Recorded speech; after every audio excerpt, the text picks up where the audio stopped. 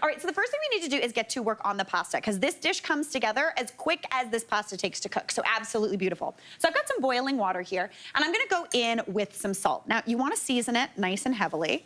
I always use kosher salt, so it looks like I'm putting a lot in, but it doesn't have as salty of a flavor as like sea salt. That obviously tastes like the sea. It's a little more like soft. Vijaya just blew my mind though. The brand that I like changed their packaging. Yes, they did. Thank you, because I would have never been able to find it on the shelf. So if you're looking for that specific brand that has to do with diamonds. Yeah, it has something to do with diamonds. Yeah. They've just completely changed their packaging. Yeah. It's cool, it's new, it's fresh. It's very exciting, but it would have literally stumped me. So thank you so much, Vijaya, for the win. I love it so much. Okay, so we've got that water boiling, and then I'm gonna go in with about 300 grams of whatever pasta you want. I'm going with like a tubular one. We're going penne. You could do cavatappi, which is kind of like the corkscrew. Super tasty, but whatever you're feeling. You can even do like a rotini. But about 300 grams will give you like good portions, which I'm feeling good about.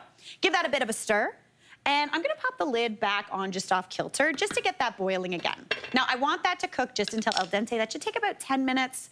But really, what's the hack for that? Follow the box. Follow the box. They figured it out. I was gonna say, Bob has a different vibe. What's your vibe? I don't follow the box either. Taste it. That's also a good way. If you're the chef, you get to have snacks as you're going. That's kind of the rule. All right, now while that pasta gets to cooking, I'm gonna get to work on the sauce. This is really, really simple, comes together, tastes really flavorful, but comes together quickly. So in my pan, I'm gonna add in about 2 tablespoons of oil. Now, as opposed to using olive oil or something like that, I'm gonna use the oil from my sun-dried tomatoes, right?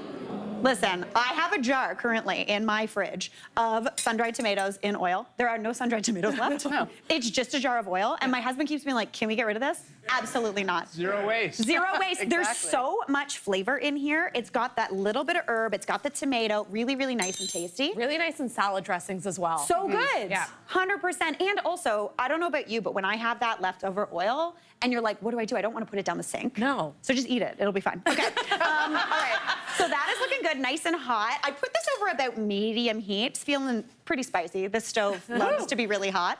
But I'm going to add in about 2 cloves of garlic, or to be honest, 1, because this garlic is massive. I'm just rasping it right on into the pan, though. That's gonna be a garlicky bite for somebody. Don't worry, I'll take that one. I'll take that one. It'll be fine. The thing with garlic, though, that's kind of neat is as you are cooking it, or if you keep it bigger, it's actually a little bit sweeter. Yeah. So as you cook it down, that guy would need a little bit to get sweet. I'll deal with him. He'll be good. All right, give that a bit of a mix to come together. That garlic is starting to get a little golden brown, so I'm gonna take that off the heat right now and let that do its thing. Seasoned with salt, a little bit of pepper in there as well. And then we're gonna go in, that only needs about 30 seconds maybe to cook. But we're getting a little golden, that's okay. We got this. I'm gonna go in with that cheese. So everyone's favorite urban garlic cheese. So good. You know the one we're talking about. You could also use like a cream cheese here or a ricotta or even a goat's cheese that has that herb on the outside. I'm gonna add that right on into the pan and just mush it down to get that melting in. Okay, I'm excited about this already. That's looking beautiful. This is gonna give you a super quick, super creamy sauce. Just to cool the pan down though, I'm gonna add in a splash of that cooking liquid. This is the thing, if things start going awry and things start burning in your house, don't tell anyone, just add a splash of water. Yeah. And no one will be able to know. It'll cool the pan down a little bit. It'll make the sauce come together beautifully. We're already getting nice and creamy, Exactly. which is a dream. And it's an instant facial. Instant facial. Garlic facial. Garlic facial. It's a dream. All right, now into there, I'm also gonna go in with that bouillon. So if you're using powdered, that's totally cool. Just add in about a teaspoon. I'm gonna use the paste today. It's really, really tasty. So just about a teaspoon of that. A teaspoon makes about a cup of stock. So it's absolutely beautiful, gives richness, it gives a ton of flavor into here. But again, if you're using powder, I would still add it in because we're gonna add liquid later. So that'll give it tons and tons of flavor. So give that a mix just to combine. Now, while that melts together, let's go chat that chicken. So I have got a rotisserie chicken here that I've just removed from the bone and removed that skin. You can shred it up.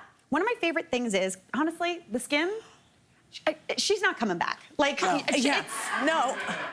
you're not getting crispy chicken skin on this Yeah, baby. yeah. You're gonna take that off, set it aside. You just and gotta then eat it when you get it home from the grocery store. Then it's That's your perfect. snack. It's 100%. so good. The wings and the skin go the wings first. and the skin go first, and then it's just this little bird sitting there. Bob, do you ever buy a rotisserie chicken from the store? I do. I buy one from the farmer's market. Nice. And actually, if you take that skin out of the fridge and you just put it in a frying pan over medium temperature, there's enough fat and in get the it crispy? skin. Oh, totally. Oh, Bob! that's my A nice little chef's garnish? treat. That is okay. That is some good knowledge. All right, you can chop or shred the chicken, whatever you want, but this is gonna go on into that pan. You see that creamy, beautiful sauce coming together. So I'm gonna add that chicken right on in. Give that a stir to combine, and then we're gonna go in with one of my favorite ingredients, and that is lemon. Now, we're gonna do lemon zest and lemon juice, because I really like the brightness that both of those bring. So just add in the zest of about a lemon, maybe half a lemon, whatever you're feeling that day. But if you're not using the zest, you're throwing money away. You are. Yeah, just like with that sun-dried tomato oil. Don't throw it out. Keep it, use your money wisely. It's a dream. Bob promised you budget-friendly, so we're doing it today. I always think you're paying for the zest and you get the juice for free. Oh, I like that, Bob. Yeah. I'm gonna switch that up in my mind. I like that. All right, I'm gonna go in with the juice as well. Get that in there, really nice and bright and tasty. And then we're gonna go in with those sun-dried tomatoes. Now, right now you're gonna be like, Mary, this doesn't look like a ton of sauce, but we're gonna add in that pasta cooking liquid as well, and that's gonna get everything absolutely beautiful. But I'm gonna go in with about a quarter cup of those julienne sun-dried tomatoes. This adds umami, that flavor that you can't really put your finger on. It's super savory and salty. It's absolutely beautiful. I know you love a sun-dried tomato. I love a sun-dried tomato Yeah. because they're chewy, they're kind of sweet. Yeah. You know, like you said, they have that umami in there. Yeah. It feels like a very 80s ingredient. I know. And it's very divisive. I find people either love it or aren't a fan, but I love it. I It's love really it. nice. Also, listen, if Yeah? they're bringing back low-rise jeans, we can bring back some. Right? Let's do it. That's my personal opinion. All right, give that a good mix to combine. Now that pasta is cooking. Let's give it a taste and see how we're doing. I feel like we're not, oh, actually, we're maybe getting there. This is always the tricky part. Slippery, guys. Slippery, guys. Now, Vijaya, you're saying you don't throw them at the wall? No, I don't throw them at the Okay. wall. I used to, I think as a kid, take spaghetti, because that's what Would stick? people on TV told me to do. Yeah. Have you ever Bob, I feel like it's a Bob instructed anyone thing. to? Yeah. Of course. That might have been me. I used to And you watch were Bob when we probably growing up. 5 at the time. Yeah, actually, Bob, I have a question for you. Do you Yeah. still have the toaster? You know, I had it for the last 25 years, No and I way. sold it this spring. No Or- way! Oh my gosh, that's Well, man. you know, Canada Bread, you had your chance to come to me. It never happened. We love that toaster van. All right, now I've got some herbs here. I'm just using chives and parsley. Whatever you've got on hand, though, is perfect. Add that on into the pan, and then we want to add those noodles in as well. Once they're cooked to al dente, a little bit toothy, you want to grab them out of your pot and just add them in. Now, I never like to actually drain my pasta. I like to kind of scoop it over, because any of that liquid that comes with is going to help make the sauce come together. It's going to give almost like a kind of Velcro-y vibe, allowing all of that cheesy, delicious sauce to emulsify and come together. That little bit of sun-dried tomato oil, absolutely beautiful. And then also, you don't want to throw this liquid out. That's going to help build the sauce. So whether you're doing a butter sauce, a tomato sauce, makes it so it sticks to those noodles. So just add those right on into the pan. Add a little bit of that pasta cooking liquid. Give it a stir. Oh, I'm throwing noodles everywhere. Don't worry, guys.